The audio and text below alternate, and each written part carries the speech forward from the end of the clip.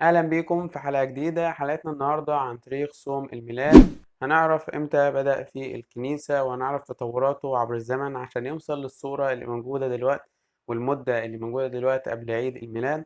كمان خلال وقت الحلقة وخلال المصادر اللي هنقولها في الحلقة هنعرف إزاي الكنيسة بتحدد يوم عيد الميلاد عشان نحتفل بيه. انزل اعمل لايك، اشترك في القناة وفعل الجرس، شارك رأيك في التعليقات تحت، ويلا بينا نبدأ الحلقة.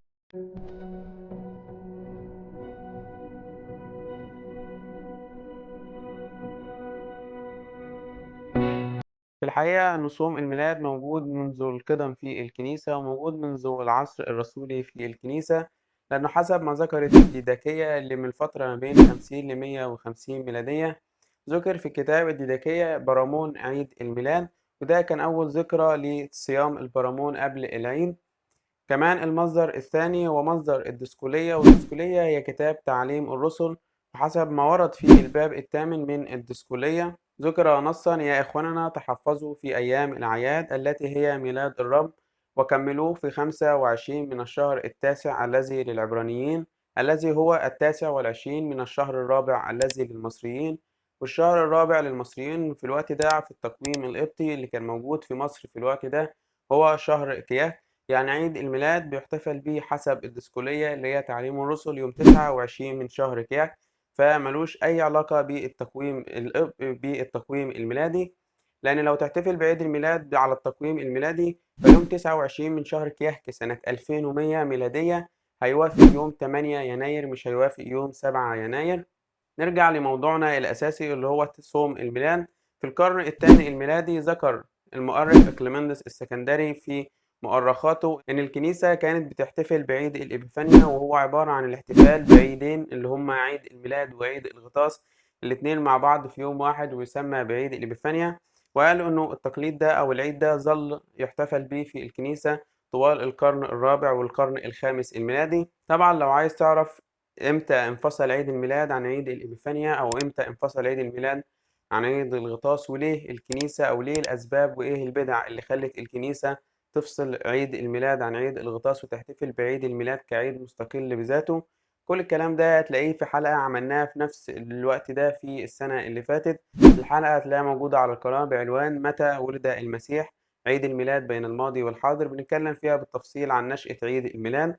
نرجع لموضوعنا الأساسي واللي في القرن الرابع الميلادي، وتحديدا في عصر الأسقف أو القديس هيلاريون أسقف بواتيه. والقديس هيلاريون أسقف بواتيه هو كان يطلق عليه اسم أثناسيوس الغرب، لأن القديس هيلاريون كان مقاوم جدا لبدع أريوس في الوقت ده، وكان واخد نهج القديس أثناسيوس الرسولي في مقاومة بدعة أريوس. المهم إنه في عصر القديس هيلاريون أسقف بواتيه كان بيصام 3 أسابيع قبل عيد الظهور الإلهي أو قبل عيد الميلاد. وفي نهاية القرن الرابع الميلادي بدأ الصوم ده أو المدة دي تكبر شوية، وبدأ يصام شهر كيهك كاملا قبل الاحتفال بعيد الميلاد. وفي نهاية القرن الخامس والسادس الميلادي كان بيصام 40 يوم كمدة صيام قبل قبل عيد الميلاد. هنمشي مع بعض بالسنين والقرون عشان نوصل للقرن العاشر الميلادي، حيث ذكر المؤرخ الأنبا ساويروس ابن المقفع أسقف الأشمونيين، واللي كان موجود في الفترة بين 915 ل 987 ميلادية، ذكر في كتابه مصباح العقل وقال إن هناك صوم للاستعداد للميلاد. لكن المشكلة إنه ابن المقفع ما ذكرش إنه صوم الاستعداد اللي قبل عيد الميلاد ده مدته قد إيه أو كام يوم بيصوموهم كاستعداد لعيد الميلاد. عشان كده هيجي البابا خريستوزولوس البطريرك رقم 66 من بطريركة الكرازة المرقسية. والبابا خريستوزولوس كان موجود في الفترة ما بين 1046 ل 1077 ميلادية. والبابا خريستوزولوس في القرن ال11 الميلادي وضع قوانين الأصوام في الكنيسة، وقال عن عيد الميلاد بالنص: كذلك صوم الميلاد المقدس من عيد مريمينا 15 من شهر هطور حتى 29 من شهر إتياك. وده تقريبا أول صورة لصوم الميلاد اللي موجود عليها دلوقتي، أو مدة صوم الميلاد اللي احنا بنصومها دلوقتي أول مرة تذكر في تاريخ الكنيسة كان في عصر البابا خريستوزولوس البابا رقم 66 من بطريقة الكرازة المرقسية. كان موجود صوم الميلاد قبليه طبعا زي ما ذكرنا خلال القرون اللي موجودة قبل القرن ال11 الميلادي، لكن كانت الفترات متفاوتة وكانت الفترات مختلفة. لكن منذ قوانين البابا خريستوزولوس بدأ يبقى ثابت عندنا عيد صوم الميلاد قبل عيد الميلاد على طول. أما عن تفسير ال43 يوم اللي إحنا بنصومهم، فهم ال40 يوم اللي صامهم موسى النبي عشان يستلم روحي الشريعة. أما عن ال3 أيام فهم تذكار لصوم الشعب 3 أيام في عهد البابا إبرام بن زرعة. بابا إبرام بن زرعة السورياني كان البطريرك رقم 62 من بطريركة الكرازة المرقسية، وكان موجود في الفترة بين 975 ل979 ميلادية. وال3 أيام دول كلنا عارفينهم إنه الشعب صامهم عشان ينقل جبل المقطم.